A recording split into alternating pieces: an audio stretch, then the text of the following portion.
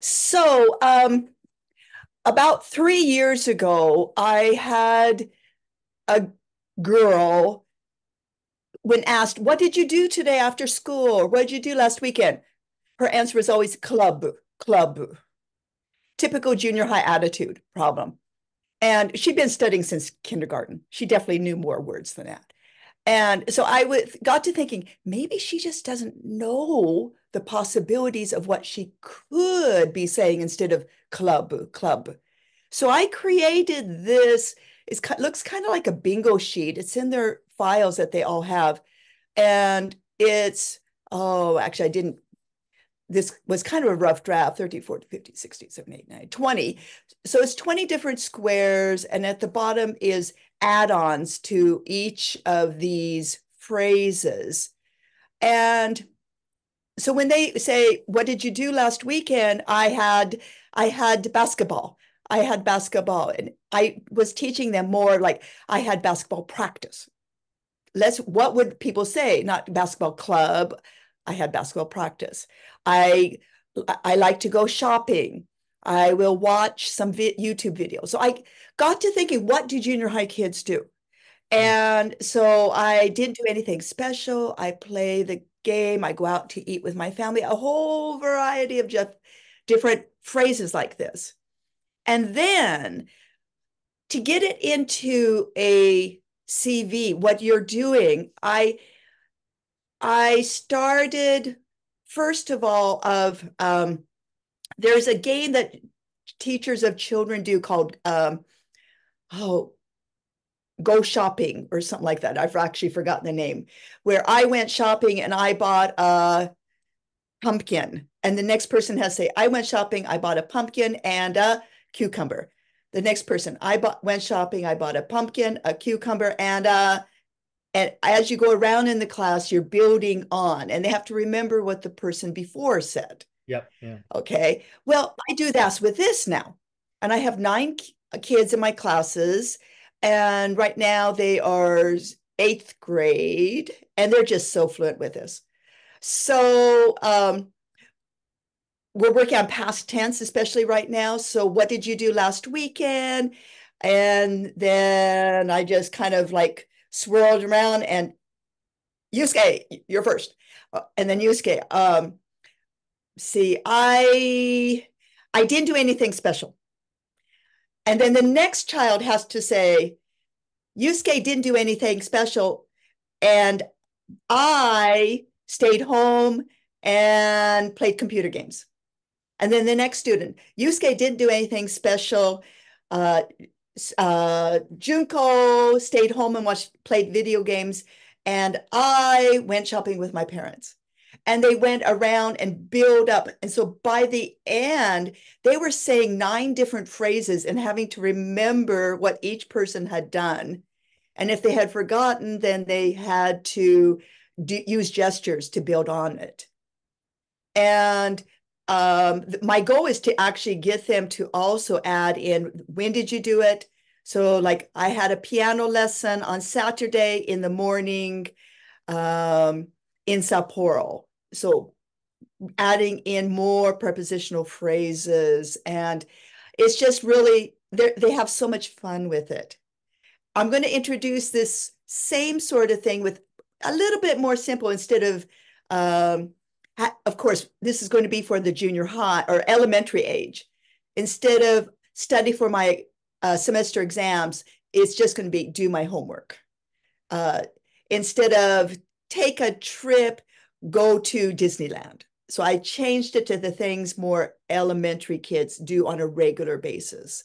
And the goal was simply to have them work on future tense and past tense. So what did you do last weekend? What are you going to do? And having them work on, I'm going to do, I'm going to, for more native speaker rhythm and everything. These are, And it's working. sorry, Mary, these are Yeah, high school students?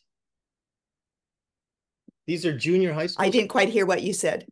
What's wrong with my audio? Is my I audio? started it with him at seventh grade, Oh, at seventh grade. mm-mm. And so now 2 years later, they're able to just go through and remember what each other did. And they can only say one activity. Only one person can say one activity. And so it's okay to lie. So I don't want everybody going, I went shopping, I went shopping, I went shopping, I went shopping. And only one person can say, I went shopping. Yeah. But my junior high kids, all of my eighth graders have passed ACAN 3 and they're work on pre-2. Hmm. Okay. The goal is to finish pre-2 by next June. So they're actually pretty good. Right. And I was kind of thinking they would have Yeah. to be pretty good to actually just take that and say, okay, here's the grid. Now choose, say one, and then that way they could focus on Oh yeah. the practice of remembering what the past three people said and have fun with that. Oh, past 9 people. Past 9 people. Well, exactly. So they're already Because at yeah, so they'll have to oh. And the fun thing is sometimes it's like uh so Yusuke went out to dinner with my family. Oh no, with your no, his family, so it's working on the pronouns in there too. And so they just by the end, they're just laughing, and the person who started is going, oh my God, oh God. And they're trying to remember what everybody had done. And it's been a lot of fun to work with them in it sounds this. like those students actually might be to a degree better than what I encounter in my first year university classes. If they can take that grid, that I don't want to call it a rubric, but that grid of exercises, look at it and go, okay, I Yeah, see what we're exactly. doing, and concentrate only on the memorization aspect of things, then they're doing really, really well. But when I was talking about, younger learners, I'm talking about kids that are still trying to remember that CAT makes cat and that neko is cat. So when you're dealing with stuff like that, I think that's because I looked at that and I go, yeah, okay, I could use that at my university too. But in terms of younger Yeah, learners, sure, um, sure. Yeah, actually, just yeah. to ask, Well, with younger learners, what? Yeah, I think we have a time lag go with ahead, Jose. yeah. Well, I yeah, know. I think so with those exercises, did you present them or when you just say, okay, okay, Taro, what did you do this weekend? That's the only thing that you do. You don't actually do it in, say, an AQP style or anything else? Yeah. And it's just that it's like a warm up at the beginning of the classes every week. And so the goal was to get around what did you do last weekend club? Mm, It's the attitude, trying to have some fun in there and them sharing it like that. But I have done something with the younger elementary kids that is kind of similar of the textbooks that we use with elementary kids have a theme for every unit. And so, like right now, well, my kindergarten kids are working on vegetables. And so I like squash. I like squash. And then the next child, I like squash, but I um I like squash and I like uh green peppers. Yeah, some kids like green peppers. I like squash, green peppers, and ba ba ba. And so they're building up all the vocabulary and trying to remember what each child likes. And yeah. And the other one that they do, I tried to train them to do questions too. I like squash. How about you? I like squash. Uh, so you have to, shorter sentence. How about you is easy. What vegetable do you like? No, kindergarten kids can't do that one. mm, mm. Do you have a particular Yeah. sequence So that how about you works out just fine. 3 syllables. How about you? How about you? Yeah. do you have a particular Yes. sequence that you like to do it in? For example, I start with just pronouns, then I start with just the be. Too hard for younger kids. Yeah. Pronouns. I've actually encountered fifth graders so frustrated with trying to figure out the pronouns that one girl just could not understand the idea of you. And she cried. Really? Yeah. Yeah. Pronouns are incredibly difficult. Um, right now, we were working in our textbook was we and they, and trying to get that in the pictures like we, and have the kids in the room, we, where you're inside the group and they is the other group. And yeah, pronouns are incredibly hard for the kids to really understand because they're not using them in Japanese yet. Hmm. Anyone Like else like with finding little kids, it's Kimi, Kimi. that's true? And anyone else finding any kind of unique Uh-huh. problems with teaching pronouns in their classes? Andre, you have an interesting sort of perspective on this because you're in Korea. I don't know culturally if you feel that that's a similar kind of thing there. Yeah, maybe not to the same degree. It sounds like it's not to the same degree, but yeah, definitely pronouns take a while. But I mean, I try not to explain them at all. I don't explain things because my kids can't understand explanations. Yeah. So when I do this, when I've done Jose stuff, I just do it as a drill. I don't try to explain it to them because usually the kids pick it up from the context. So even though if they don't understand exactly, they kind of get the general idea, and when they get used to it and it's context specific, they're Mhm, fine. Yeah. mhm, yeah. Yeah. Well, like Jose, what we do in the teaching kids is like, what's your mother's name? What's your mother's name? Her name is, her name is. And we're not translating. We're not trying to teach kanojo no namae. Hmm. It's just, お母さん、女男どちらかなあ、女の時は、her name is, her name is. Hmm. Yeah. And so it's probably about fifth, sixth grade because before they can really begin to understand the whole concept of pronouns. Hmm. Hmm. I never would have guessed that.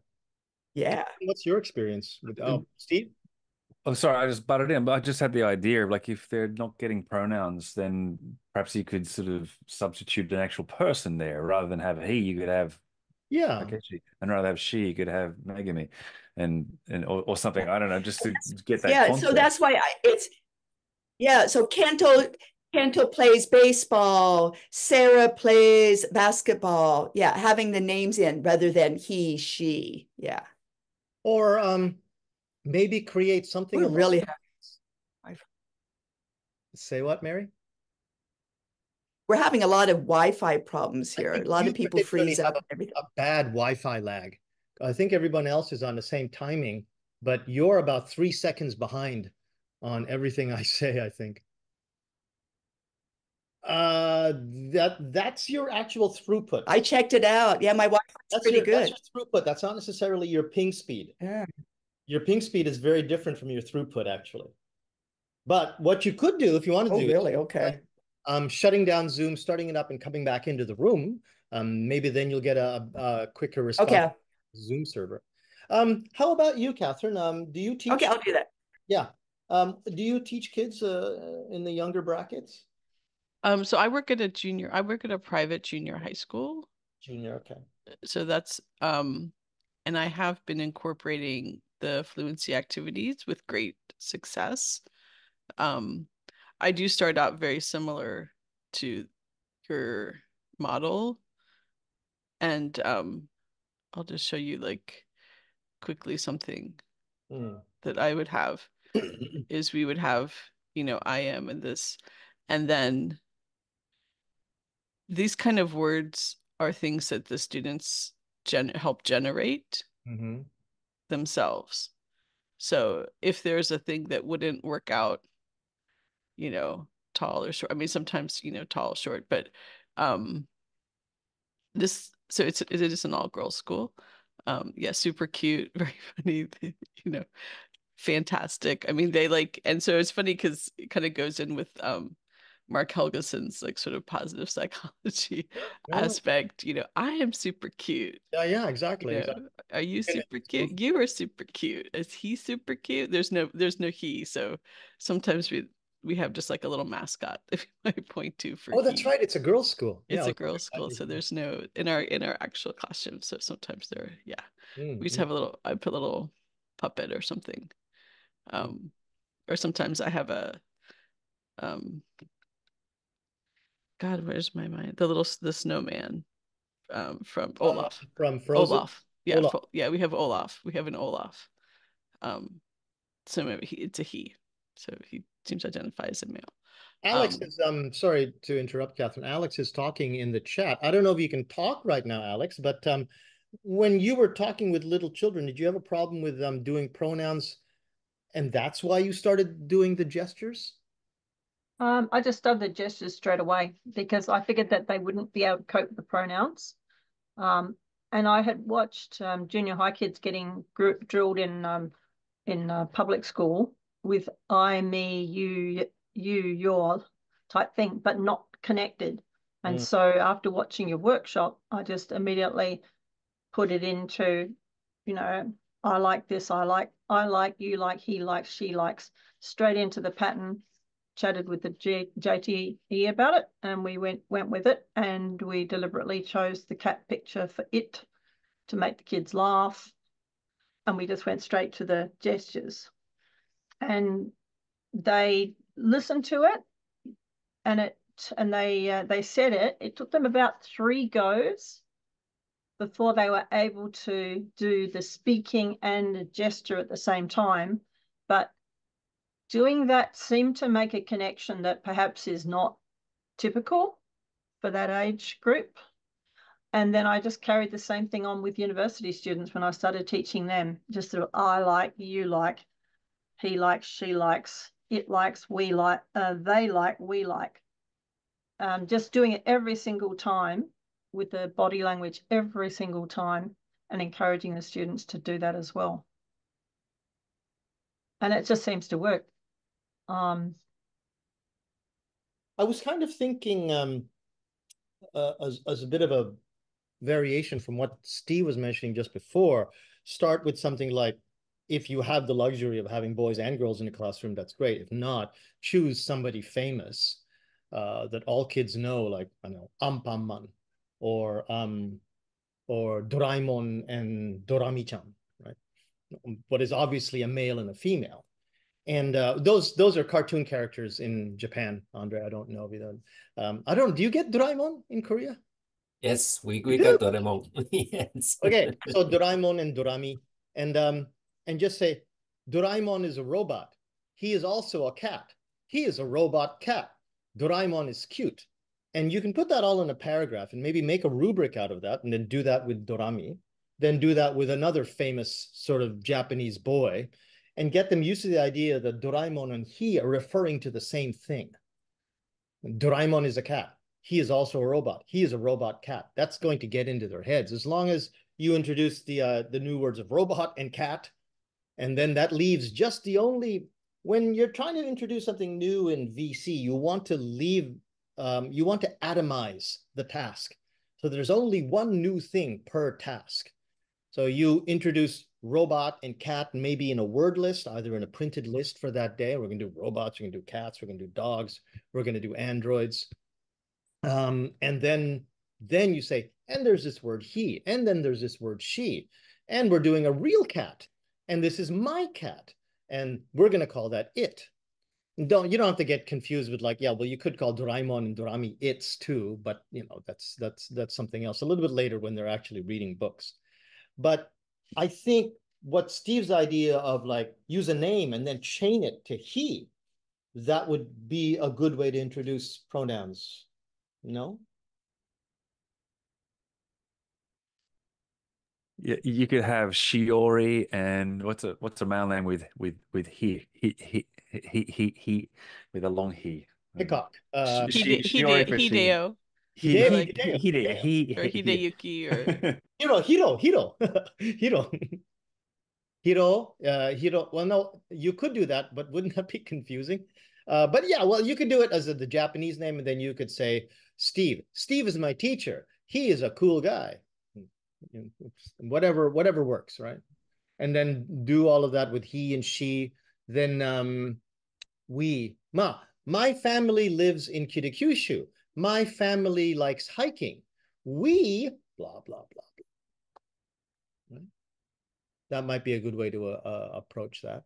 But then that also precludes the or includes the idea that they already know the words hiking and they know the words family, et cetera, et cetera, et cetera, and they know those basic structures. So all of that stuff has to be introduced before you start working with that. I don't know where you could sort of cut off the chicken and the egg thing, but it would be an interesting way to approach it.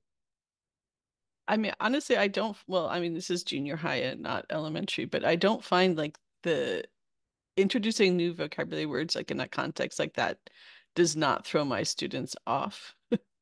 They are they they can definitely, if they don't know what it is, like someone will just like translate it and then like, oh, like if they haven't gotten it from what you said, just one quick Japanese thing and then yeah, they just keep rolling with it. It's yeah.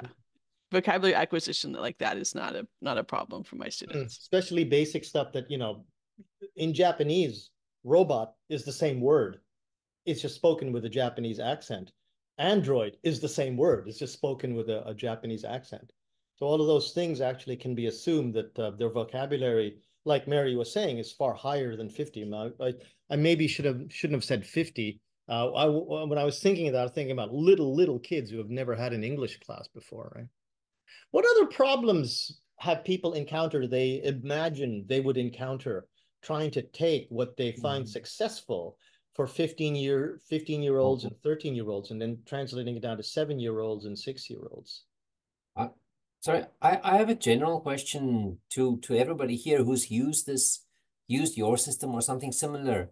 Because I find the biggest problem in my classes now and historically is transferring, like what you were just talking about. So the kids drill the structure and they can say the structure in their sleep, but they don't transfer the structure to the real world situations, right? So I've been trying to think of how to do that methodically, like because drilling the structure itself is useful because you want that to be second nature. But then how do you get it from just being a second nature structure to actually applying it for them to naturally apply it to their own environment? Like, has anybody found any good ways of doing that? Because that's been a headache for me for ages. And mine too. Trust me. I'll go. Okay, Catherine, go. So in my class we do what we call sushi line. Sometimes people do like the concentric circles, but I find it easier just to be in like two lines. Students are facing each other, and we have a timer, and the students they're just challenged to talk.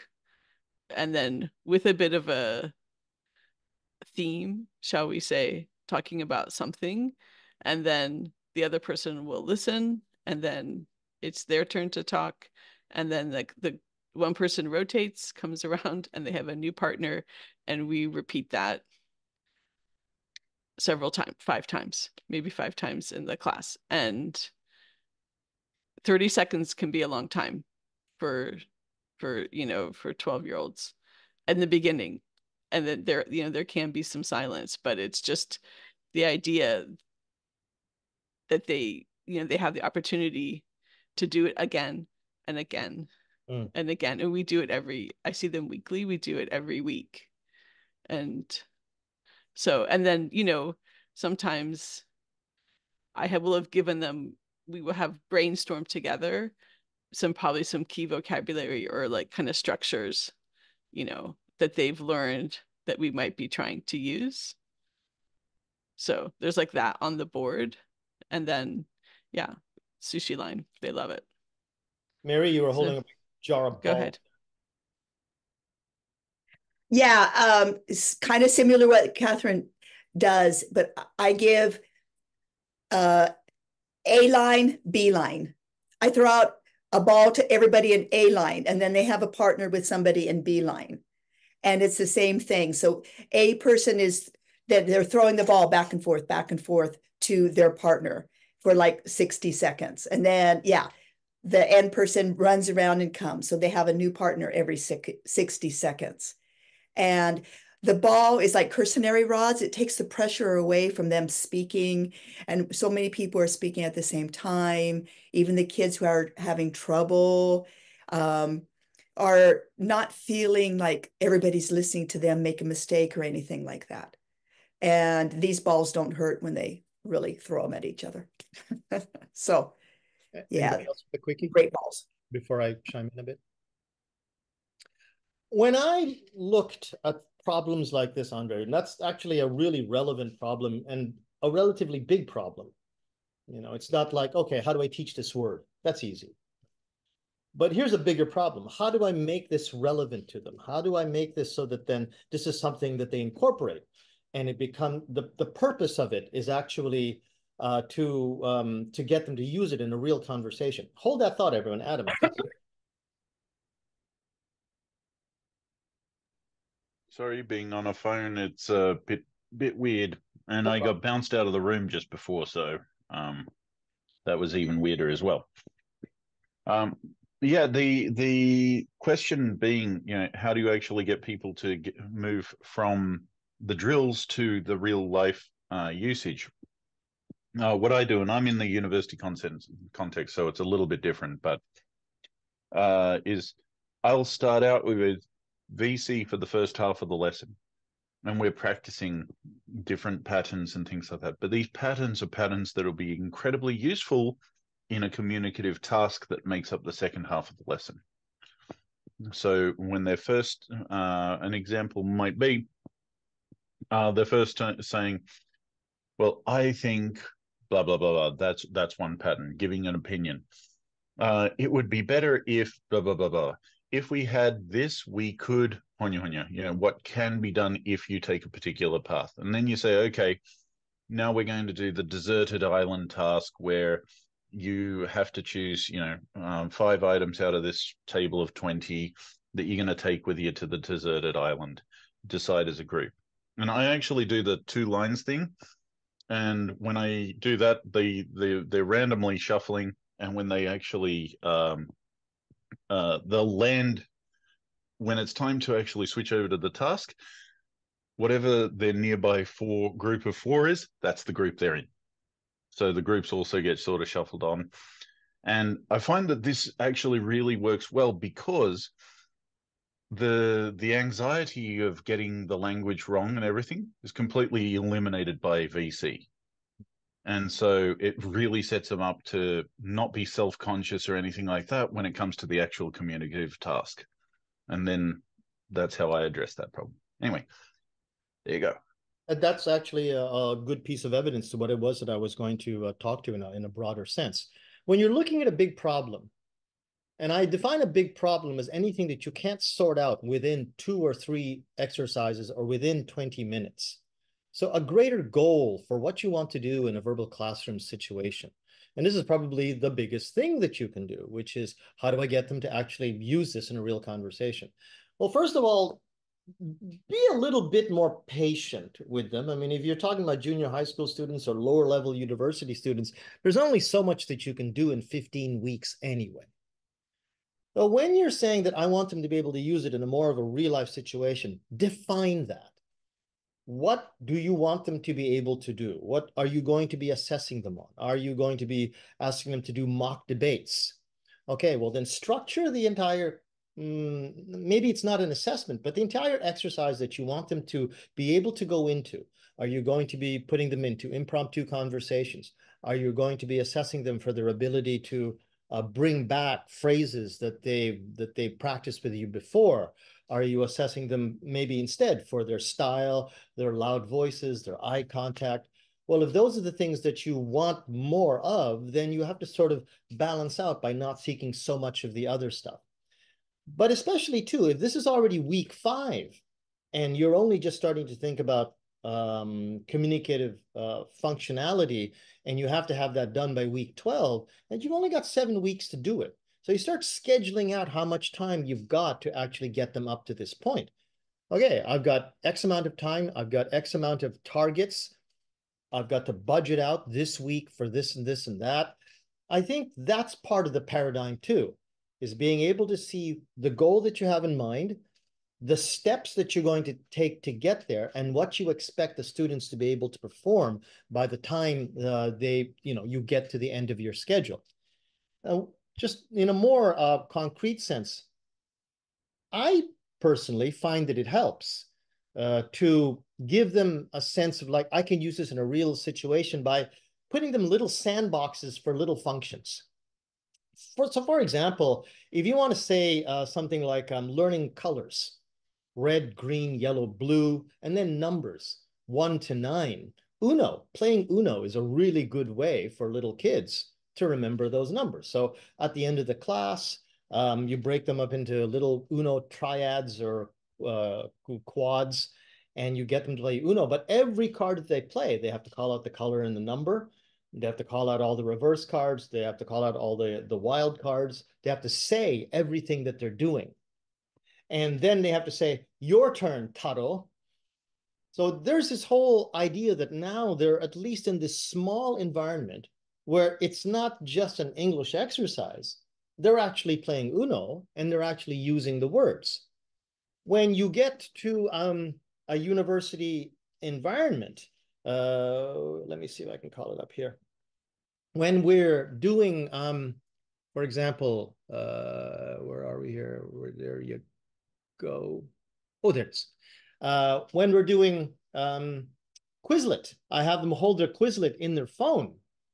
And as they're seated across from their pair partner at the time, one of them says, how do you say so-and-so in English? You say so-and-so. Then they have to check on the spelling.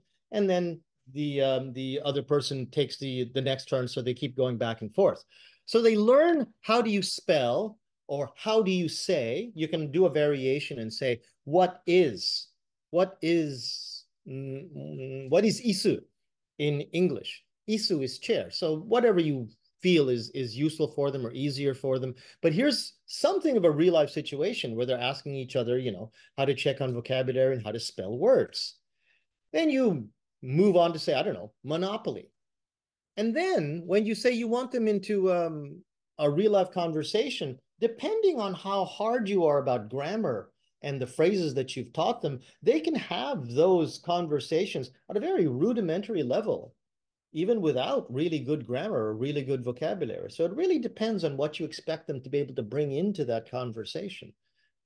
The way that they want to speak to each other, I think they can actually do that to a great degree, probably by the time, they've got 200 or 300 words of vocabulary and a little bit of fluency from a few weeks of practice. But there are a lot of ways to do it. For me, it's bringing in a lot of games and a lot of sandboxed situations where it's a very defined vocabulary to use. You've already gone through the phrases in previous practices, and then you encourage them and show them through a lot of demonstration how to have those conversations with each other. Demonstration is one thing that's really, really important. Being able to demonstrate a particular practice and showing them, pretending to show how they're going to look with what's difficult in the fluency, what's difficult in the pronunciation, and then that's basically telling them that you know what it's going to be like for them. Adam? Yeah, just also I'd probably just add to that, and there's also one more little thing that I do with my students sometimes. So I, you, he, she, it, we, they is in the first class, of course, difficult to remember. They don't memorize it because they have never done it before. But once you've drilled them on that a little bit, they can remember it. So I give my students another thing where the story gets longer and longer.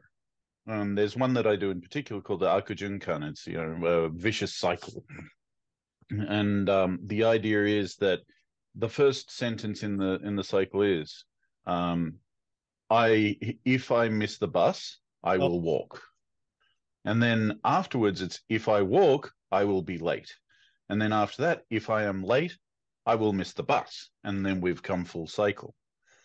And so if they want to be able to keep track of where it's going, because then it's if you miss the bus, you will walk. If you walk, you'll be late. If you're late, you'll miss the bus. If he misses the bus, he will walk. If he walks, he'll be late. If he's late, he'll miss the bus. to keep track of that. There's too many things, too many moving parts to keep track of it unless you picture the story in your mind.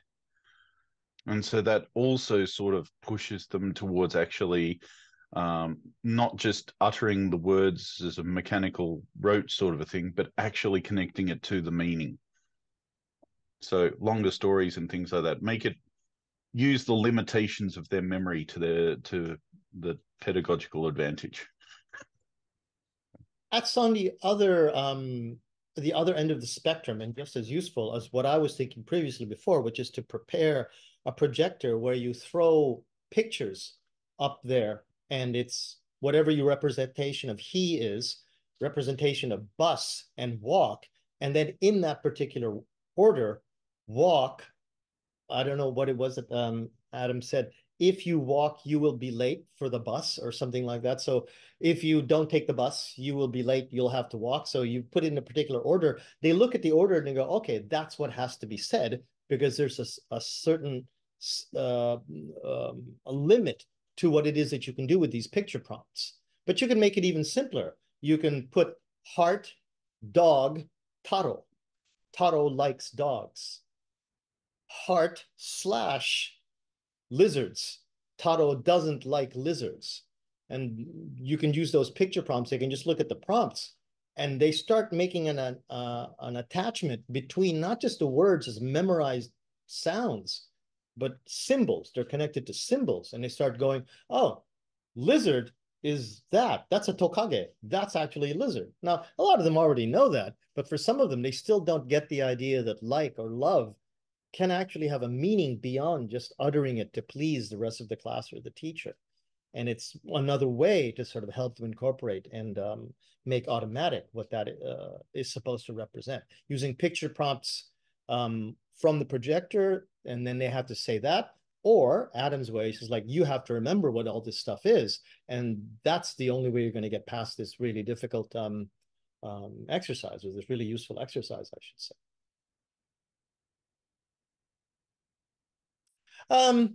Mary, did you want to throw anything else in there for that?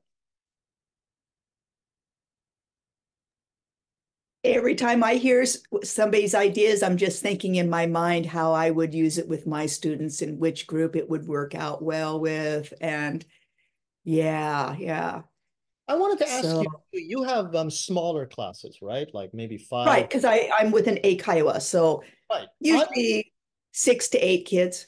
How do you deal with that? Do you find that VC still works fairly well, even in a very small environment like that? Or what do you do to adjust? Oh, gosh. I think, yeah, it's really hard because I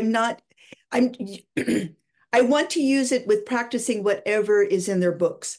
So if we're working on, like this week, one group of first graders are working, I want. So I want a juice. I want some juice. I want some orange juice. I want some tomato juice, that sort of thing. And and that's a group of just 2 kids. So it's just really every group has to be adjusted. Yeah. In any small class, 5, 6 kids, have you used VC? Only with like a little bit older 5th, 6th graders. Not with like my 1st, 2nd graders, but I could see it being used and with prompts, with all of my little plastic eggs or my plastic whatever I'm using to support that theme of that unit. Okay. Yeah. I was planning to maybe keep this down to about 90 minutes, and I don't know if a lot of other people have a lot of other ideas, but I have one thing I wanted to share. If I haven't shared this with a lot of people before, and I know that this will work in a university class or in, gosh, I don't know. Not again, jeez. Okay, or in an elementary school class, because it works fairly well because it's just arithmetic. And by the time, you get up to what, grade 7, I'm sorry, 7 years old, 8 years old, kids already know how to add. And this would just go 1 + 1 is 2. What is 1 + 2? 1 + 2 is 3. What is 1 plus 3? 1 plus 3 is 4. What is 1 plus 4? 1 plus 4 is 5. What is 1 plus 5? 1 plus 5 is 6. Well, there's arithmetic. Then you can do multiplication. Okay. 2 times 1 is 2. And trust me, because they've never really practiced this can screw up even university students. 2 times 1 is 2. What is 2 times 2? 2 times 2 is 4. What is 2 times 3? 2 times 3 is 6. What is 2 times 4? Right? Keeps going and going. This is, and we did a different one, 7 times 1, just to give them a little bit of practice with prime numbers and stuff. And because we all know the pain of having to try to figure out if a kid said 13 or 30, this is a surreptitious way to actually get them to practice the difference between saying 13 and 14 versus 30. So you go 13 plus 1 is 14. What is 13 plus 2? Et cetera, et cetera. But you have to come over here to 49, or if you want to practice 39, 39 minus 1 is 48. What is 30? Oh, sorry. What is 49 minus 1 is 48. What is 49 minus 2, et cetera, et cetera, et cetera. And it's really funny watching my university students, like they have to literally rack their brains because they're not literally, I shouldn't say. They have to practically rack their brains because they're speaking English, which is already its own very, huge cognitive load. Then they have to go get the answer, it looks like, from a different part of their brain, then bring it back to the English side, something that they've never really done before. It's actually quite hard. If you want to try out how hard it is, just do it in Japanese. Trying to do the times table in Japanese, really, really hard to do. And something that you can do with junior high schoolers, university kids, works really well. Great idea. That's fun. Yeah. No, it is really fun. And that looks great. You can also do things like, I think I tried before too. What time? It was a time thing, and I've written it down. I only did it once because it was an experiment, but you can imagine how to do that in terms of time, right? Mm-hmm. Oh, now I can't remember it, but it was in my notes, but it was with time. And it was like 5 minutes after 1 is what time? It's 5 minutes past 1 or something like that. You tell them an alternate time to tell these subtractions and stuff like that. Well, it's like, what is 105? Oh, it's 5 after 1. What is 110? Yeah, so yeah, you're going from the simple to the more complex. Yeah, it worked really well. I used to just use like a clock that I would wind to certain positions, but it was never as much fun as doing it in a verbal classroom situation. In a verbal classroom situation, you can use gestures and stuff like, and of course your body's getting into it, but it's just a very different thing where it's just the teacher, one student, the teacher, one student kind of thing. When everyone is in those pairs and the speaking time per person just skyrockets, well, you all have experienced it. It's just a really, really different environment. Just looking over what else it was that I brought up as issues for us to discuss about young learners. Curriculum goals, classroom layouts. Is there anything that you find particularly different? Do you wanted to ask about what it is that we maybe don't like doing it, teaching little kids, but according to their textbooks, according to the curriculum goals, that maybe we could brainstorm on?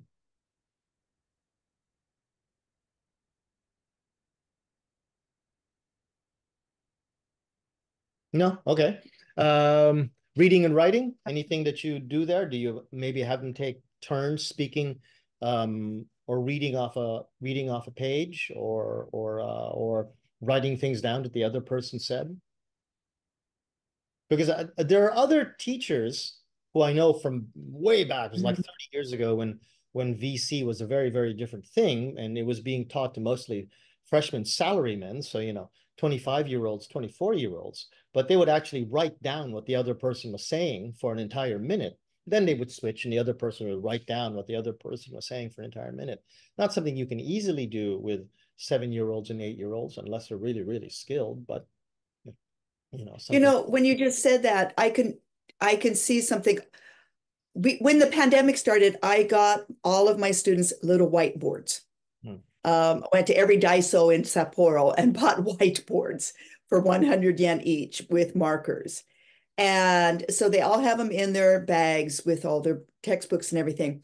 So I can see as a spelling thing. So I write a word, let's say pink, show it to one child, and then they have to write it on their board secretly, and then they have to show it to the next child. And so a writing exercise like that using their whiteboards, that could be a lot of fun.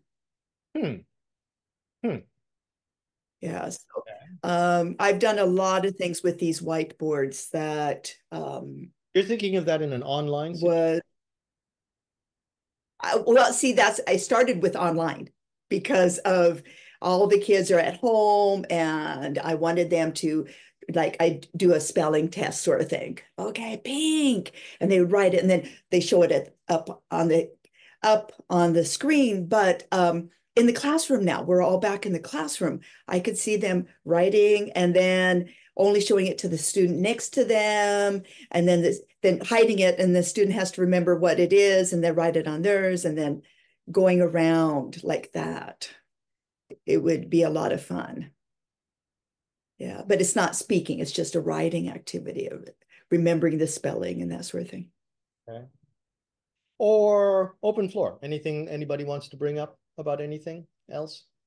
Andre, is this starting to help? Is giving you some new ideas? Yeah, definitely. I'll just have to sit down and run through it a little bit. But yeah, thanks. No problem. I want to say, Jose, when I had talked with you, I don't remember how long ago, Mm-hmm. we were talking about doing like counting how many words per minute, and you showed like the app where the students tap counter. tap Yeah. tap, yeah, the counting app. Mm-hmm. That was, oh, the students were so, they love it. Tap tap tap tap tap.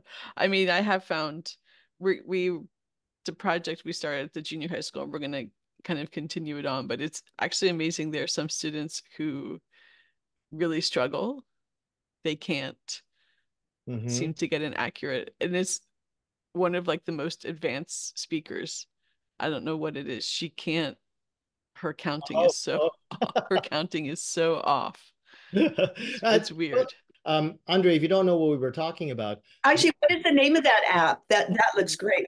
it's called Counter, and you can use it for all kinds of things. So it's really simple. Just tap plus, Counter. and then minus, and then clear. You have some ads at the bottom, but just, what are you going to do, right? Otherwise, it's free.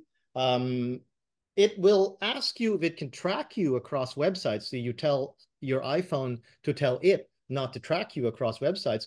But otherwise, yeah, it's great. Yoshiko Sensei, I'm going to get your question as soon as we're done here. I'm sorry I didn't see the chat when you were mentioning it.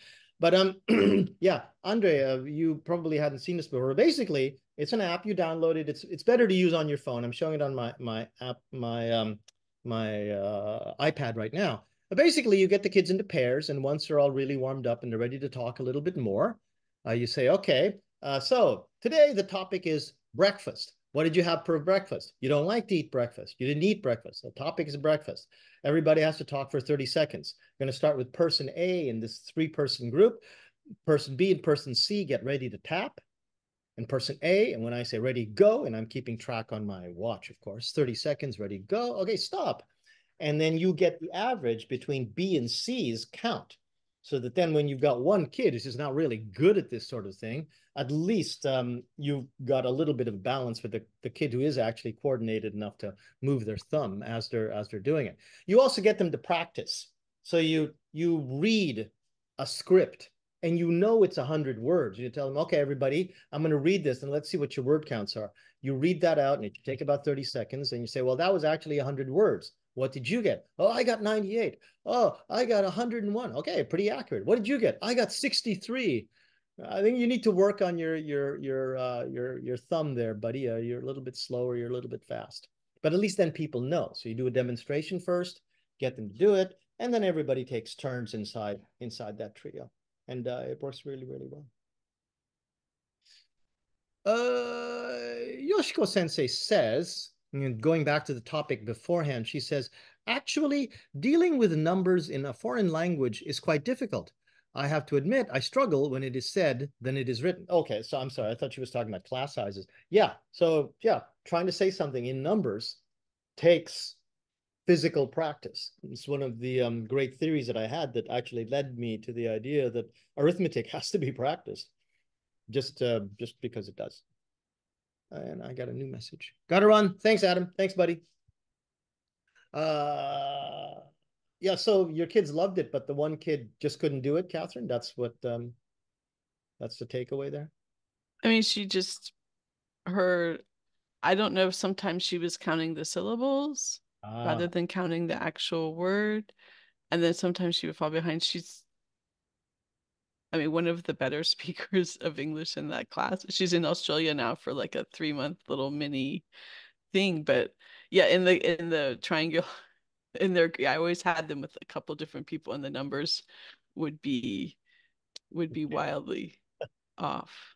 I don't. That's okay. It's just another Yeah, thing I don't know why, to laugh but about. the students, they enjoyed, Yeah. the tactileness of the tapping. Like I said, the one I have, the background the background changes color, so it's if you can see, like, as you tap, like, the background changes. Is that good or bad? Oh, that's cool. No, it's cool. The student, I'm sorry, from my girl students, the I the guess the it's color changing that's good. thing was That's a very cool as a long as very cool feature. as So long as they like it, why not? Why not? yeah, Um, well, I'm the as you can tell, I'm not a person who deals with this very often. I can't think of issues very, very easily, but I'm still willing to listen. So still have a bit of time tonight. I was gonna go just back to the times tables. I Mhm. found the students, because in Japanese they typically learn the times tables in second grade in Mhm. elementary school, Mhm. and it's a very rhythmical thing, and they don't say the exact numbers always. There's like shortened versions, and so I think my students anyways would be very thrown off by the fact that we don't have that. The rhythm. It's like what is it? Suburoku Juhachi. Yeah, I don't know the Japanese times tables as it's taught to children. Yeah, so like so other people might know better, but it's like there's like shortened things. They shorten, how Japanese loves to shorten everything, all these like Oh, I see. shortened forms. And the fact that we don't really have a shortened form in English, my students were completely shook Yeah. just by that. Gee, welcome to English, kids. I mean, there's a bunch of stuff that'll probably shake you by the time you become fluent in the language, but that's one of them. We don't say things like kimutaku. We don't say things like kenta, right? We say Kentucky Fried Chicken. Deal with it. And the only way to deal with it is just by doing it.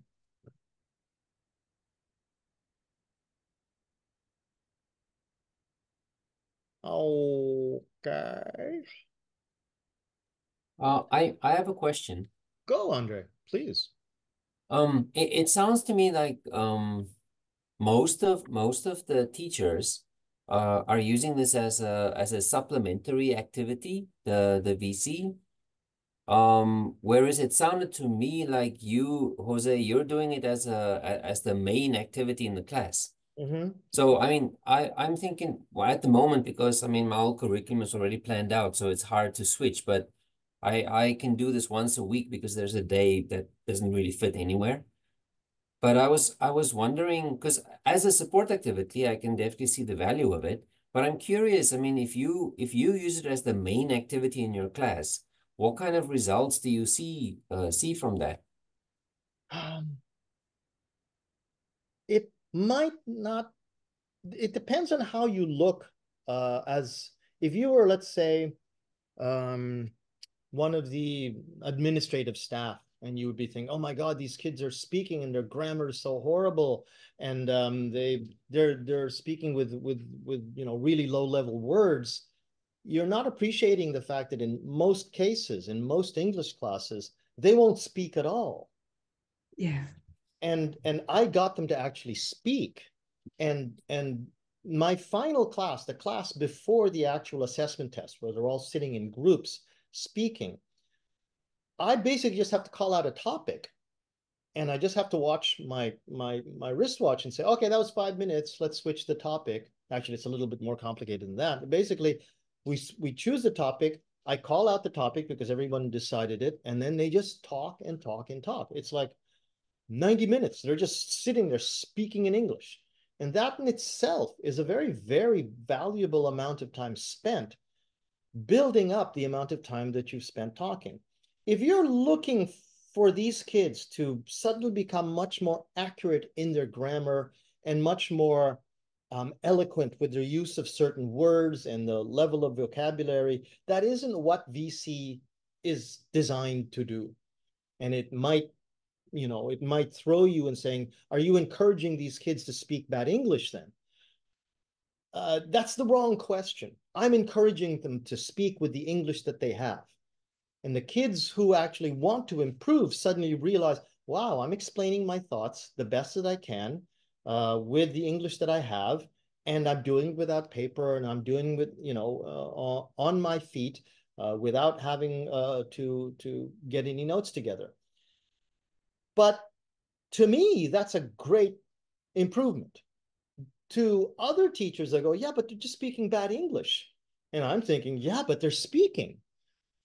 And they are speaking in a class where everybody's speaking.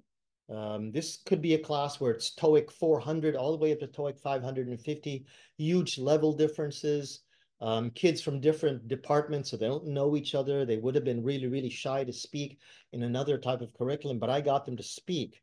And I got them, one of the things that I get a lot from students at the end of the year summary is that we did a lot of speaking. I've never done so much speaking before in my other classes. So they're doing something different, and they appreciate the fact that it's not just more vocabulary to learn, more grammar to learn.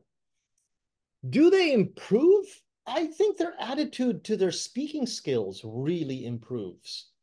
And it's not necessarily that they become, automatically like a switch is turned, because we're human beings, that doesn't happen. I think it's like me. A lot of these ideas that I have VC came from my experience learning how to speak French in Canada, where we did a lot of very similar kinds of drills, and we did a lot of things that didn't make sense to me at the time. But when it was time for me to actually go to Montreal and actually try to speak English, I found my brain was actually referring back to things that I learned in junior high school. And I like to think that what they learned in my class will become useful later on in their careers if they're actually encountering people with whom they have to speak English. It's very hard to measure the success that they have in class, but I know this: they speak 10, 12 times more in my class than they will in any other class that they've ever encountered. So to me, that's a win. Absolutely. Oh, did that answer your question though? I don't know. Started to go on a bit of Yes. No, yes, it does. I mean, that's something that I found as well, because I mean, we don't have a lot of time with the kids. So there's not, you don't, plus I have spent, because I ran an academy for 10 years. So I saw kids go through the development. And it was always interesting because some kids do and some kids don't. It's just weird. You do exactly the same thing. Some kids improve a lot really fast, and some kids just never do. So, but finally, at the end of the day, the most valuable thing I always felt that I did was I made them less afraid of English speaking people, basically. So they're more comfortable the next time they're in that kind of situation. So I mean, if it does that, that's a win. But I mean, sorry, I would hazard to guess that probably next to me, Steve Payton's probably had the most experience using this in classes. Steve, what do you think comes out of your students, or your students get out of this? Well, a comment that was just made there.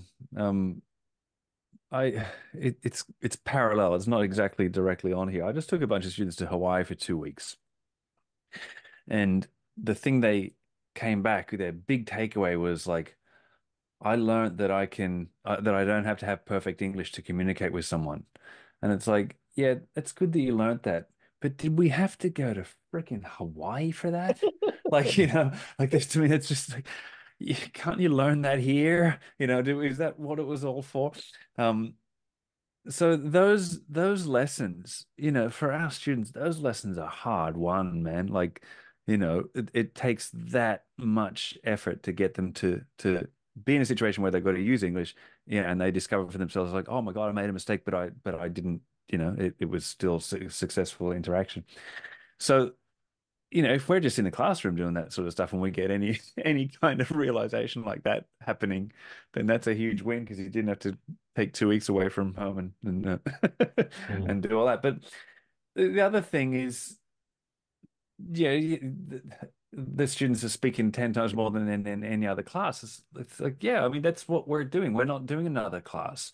I always compare my class to a driving school because in a driving school, you've got to get in the damn car and turn the key. And I analogize that all the time, and I've got posters of it. Is get in the car, and it's like, okay, let's start, let's do something. And you still get them like, what, get move. But this is my chair, and this is my desk, and here's my pencil case, and it's like, come on, we're not doing that. And I think of PE teachers who have to take these kids into swimming pools and get them in the. I don't know how they do it, but so yeah, I mean, geez, just being that once a week where they're doing something other than sitting in a damn classroom listening to a teacher lecture at them, that's got to be enormously novel and and if you're combining that level of novelty and difference and all of that with a bit of skills knowledge, like sort of realization that, hey, I can get more words out than I thought, and I'm not so scared anymore. And it's all about that, isn't it? It's all about just getting past these damn fears that they bring in with them and that are so entrenched. Mm. So yeah, just pumping words out. I just imagine I'm always tossing up with ideas of like how can we kind of summarize what we did today? And it's like, well, all right, well, how many minutes do you actually think you spent speaking English today? Write on your name card and we'll keep a tally through the semester or something like that. But I haven't done that, but you could, it's just like how many minutes did you actually use this stuff? And it's more than they ever did in 6 years of secondary school, and junior high school and high school. I would actually do a little bit of a very informal survey at the beginning of classes because I would be telling them we're going to be doing a very different kind of class here where everyone is speaking all the time. And to me, speaking is the key. This is why you can't speak English. The Yeah. reason why you can't speak English is because you don't speak English. Not that you can't, but just you don't. And I asked them, in high school, you think about high school being you, okay, well, 5 years ago, the average Japanese high school student had about 11 English classes through the week. And in those English classes or classes related to in some way to studying English, Mm. I would say average all of those out. And on average, okay, how much time, how many minutes did you actually speak per class, 50 minutes per class hour? How many minutes did you actually speak? And some of them would be very honest. I only spoke about 11 words per minute, words per class. And I thought, wow, that's pretty good. That's actually pretty good. And then you'd get, the odd kid that was in an English program and they were speaking 20 minutes out of 50. But the average in the last few years, I stopped doing this because I started running out of time, was down to 2 or 3 minutes. And it was not unusual to meet kids who were being honest. I said, no, I spoke zero. I didn't want to speak, and the teacher didn't force me to speak. Yeah, that's right. Speak at all in any of my English classes. Yeah. I said, well, that's going to change for every single one. And even for the kids who did not want to participate, what you're getting as a total win is participation. Yeah. Yeah. Well, I'm still optimistically looking for that magical brain hack. I'll find it yet. Oh, I think, and this is another thing that I wanted to tell you. I didn't tell you, give you a chance, didn't have a chance to tell you before, but you're just starting out on using this and be very patient with yourself. You, just like the students, are going to make a lot of mistakes. You're going to find out what works for you, what works in your situation for that classroom, for that department of students that might not work for that school, but really, really works at that school. So as you build up this experience, you can get ideas from people who've done it before. And I find that one of the best ways to inspire me to come up with new ideas. but be patient with yourself, and the stuff that you try or the ideas that you get doesn't necessarily always work. Maybe it was your fault the way you implemented it. Maybe you have to put a variation on it, but give yourself time. Will do. Okay. Did anyone else want to add anything? I didn't get a chance to actually warn everybody I'm recording this, but I think you all figured that out by the time you punch that button on the top of the screen. Anyone else want to add anything? I think Yoshiko Sensei is still here, and Alex, I guess, is probably watching on another computer while she's and the ZPD. Anybody else want to add anything before we go? No? Thanks again. Yeah, lots of things to think about. So yeah, and I hope that always we great. do this again, and maybe after 3 or 4 months or so, bring any new ideas that we've gotten and share them. Maybe a working sort of group like this would be very, very good for developing ideas. So hope to see you guys again soon. Thanks a lot. Yeah. Right. Thanks, Arthur. Okay. Thanks, everyone. Yeah. Thanks a lot, everybody. Cheers, Jose. Thanks. Okay. Thanks. Good night. Yeah.